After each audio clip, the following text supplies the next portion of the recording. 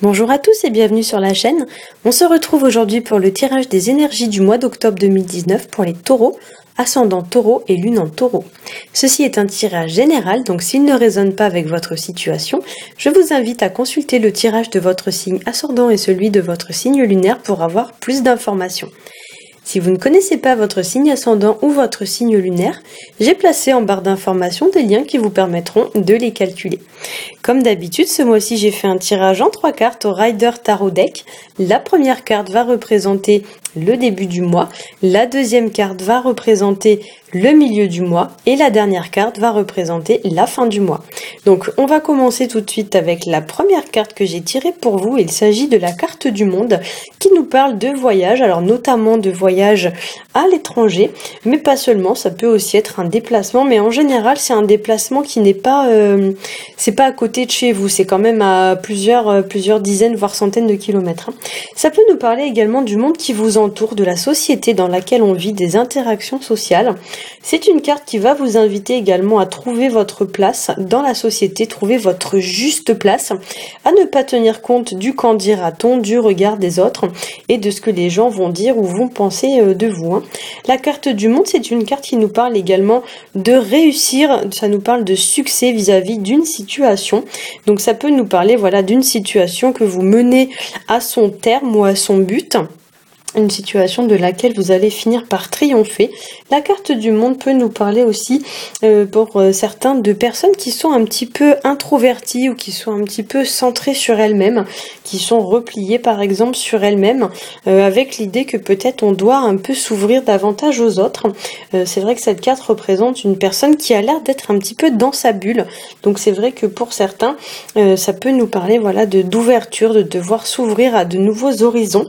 La carte du monde peut nous parler aussi d'une personne qui serait un petit peu sur la défensive, une personne qui peut-être se protège davantage, qui se protège même de façon excessive, une personne peut-être qui se protège tellement qu'elle en est presque un petit peu inaccessible, et du coup la carte va vous inviter à gagner en ouverture d'esprit et à vous ouvrir davantage aux autres.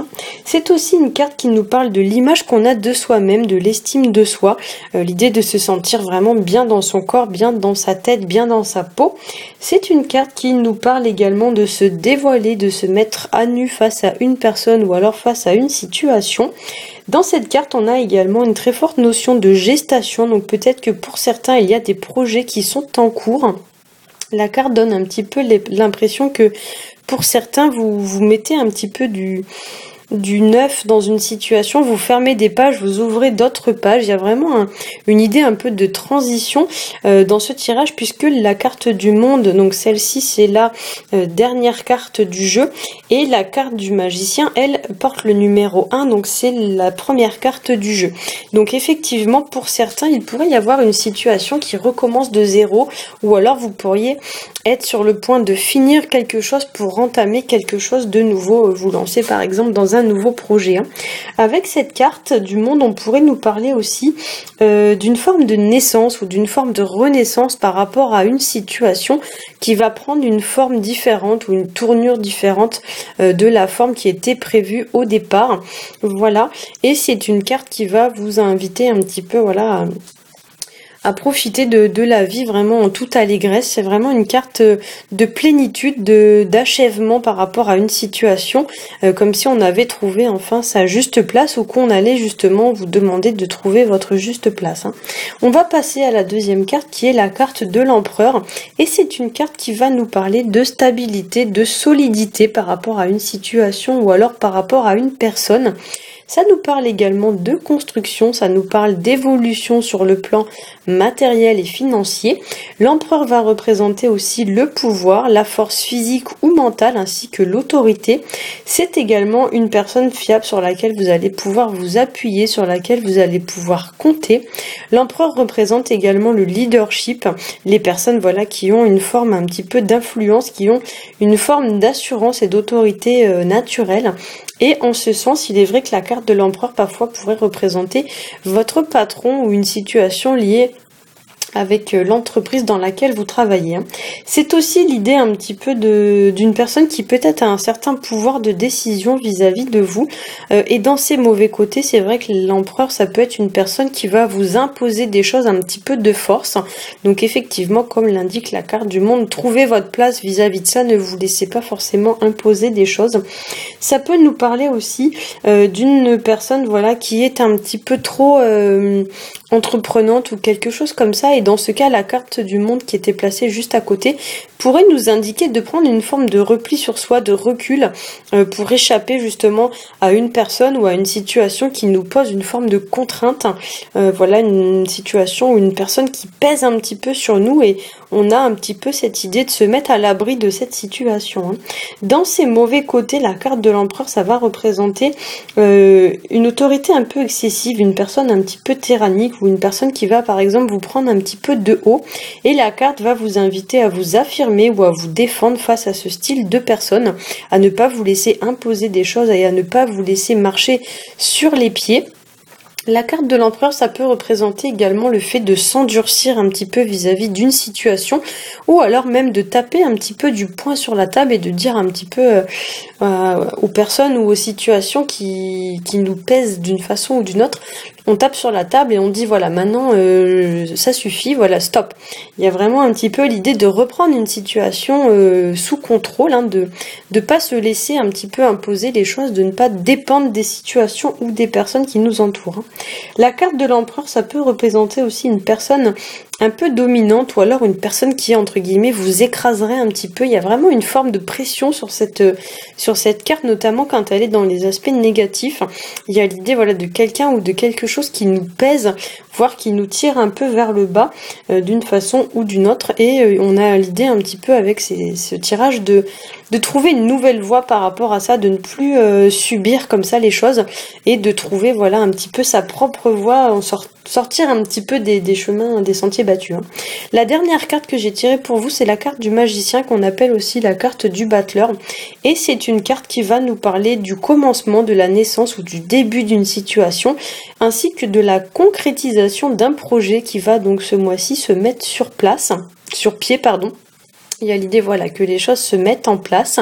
On peut voir aussi avec cette carte, comme je l'ai dit, une transition entre deux situations, donc une qui se termine et une qui commence, puisqu'on a donc en première ligne, en première carte, la carte du monde qui est la dernière carte du jeu, et en dernière carte nous avons le numéro 1 qui est donc le commencement, la naissance.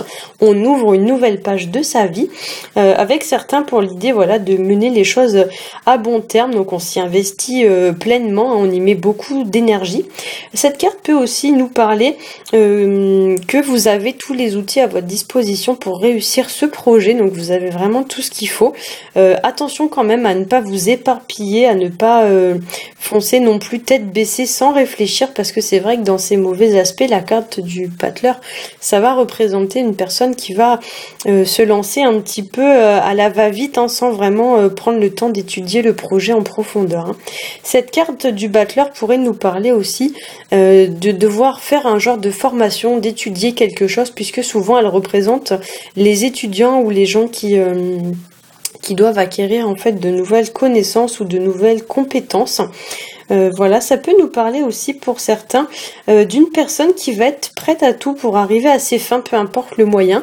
Et du coup, dans ces mauvais aspects, c'est vrai qu'il y a un aspect un petit peu stratège, un peu rusé qui va émaner de cette carte. Donc c'est vrai que parfois cette carte du battleur pourrait parler d'une personne un petit peu rusée, qui est prête à tout pour réussir, ou alors une personne un peu superficielle, voire même une personne un petit peu vénale, une personne qui aime bien profiter des choses et des situations pour les tourner à son avantage. Le battleur peut aussi nous parler d'une personne parfois un petit peu immature, donc qui manque d'expérience, qui a besoin d'apprendre, qui a besoin de s'aguerrir. C'est une personne aussi qui pourrait avoir un tempérament un petit peu trop impulsif. Voilà, une personne qui manque un peu de structure, qui manque un peu de cadre. Ou alors ça peut être une personne qui pense plus à se divertir qu'à vraiment s'engager sérieusement dans une situation. Une personne voilà qui aime bien profiter de la vie, mais qui se projette pas forcément sur le long terme. Ça peut nous parler aussi d'une personne avec un caractère un peu enfantin, où tout trait de personnalité qui sont liés un petit peu aux enfants, une personne qui aime beaucoup rigoler, plaisanter, faire des blagues, une personne aussi peut-être qui se donne une apparence, qui se donne un genre, qui se cache peut-être même sous de fausses apparences, ou alors une personne qui fait passer les choses pour ce qu'elles ne sont pas. Donc méfiez-vous quand même si vous tombez sur ce genre de personnage, parce que des fois le magicien, comme son nom l'indique, ça nous parle un peu d'illusion, et ça peut nous parler d'une personne qui va peut-être tenter de vous en mettre un petit peu plein la vue, ou pour dire ça un petit peu plus vulgairement, une personne qui va essayer de vous vendre du rêve. Et c'est vrai que la carte de l'empereur qui est située au centre de votre tirage va nous dire un petit peu de ne pas se laisser duper par ce genre de personnage, vraiment de taper du poing sur la table, de dire voilà, maintenant ça suffit quoi. Voilà, j'espère que ce tirage aura su vous éclairer. Si c'est le cas, n'hésitez pas à liker, à partager et à vous abonner. Pour ma part, je vous souhaite à tous un très bon mois d'octobre. Je vous dis à bientôt.